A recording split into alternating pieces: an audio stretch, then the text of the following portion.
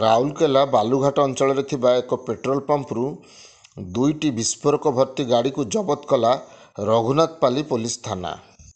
ଦୁଇଟି ଯାକ ଗାଡ଼ିରେ 8 ଟନ୍ରୁ ଅଧିକ ବିସ୍ଫୋରକ ଥିବା ସୂଚନା। ଦୁଇଟି ଯାକ ଗାଡ଼ିର କୌଣସି କାଗଜପତ୍ର ସଠିକ୍ ନଥିବା ଜାଣିବାକୁ ପାଇଛି ପୋଲିସ। ଜିଏସ୍ଟି ବିଭାଗ, ଖଣି ବିଭାଗ ଓ ପୋଲିସ ବିଭାଗ ମିଳିତ ଭାବେ କରୁଛନ୍ତି ଖୋଳତାଡ଼। କାହିଁକି ଓ କେଉଁ ପରିସ୍ଥିତିରେ ଏତେ ପରିମାଣର ବିସ୍ଫୋରକ ଯାଉଥିଲା ତାହାକୁ ନେଇ ଘନୀଭୂତ ହୋଇଛି ସନ୍ଦେହ। ଗତ ମଙ୍ଗଳବାର 4 ଟନ୍ ବିସ୍ଫୋରକ ଲୁଟ୍ ଘଟଣାର ଏପର୍ଯ୍ୟନ୍ତ ହଟିନି ପର୍ଦ୍ଦା। ରାଉରକେଲାରୁ ଲବକିଶୋର ନାୟକଙ୍କ ରିପୋର୍ଟ, ନାଗରାଜ ନ୍ୟୁଜ୍।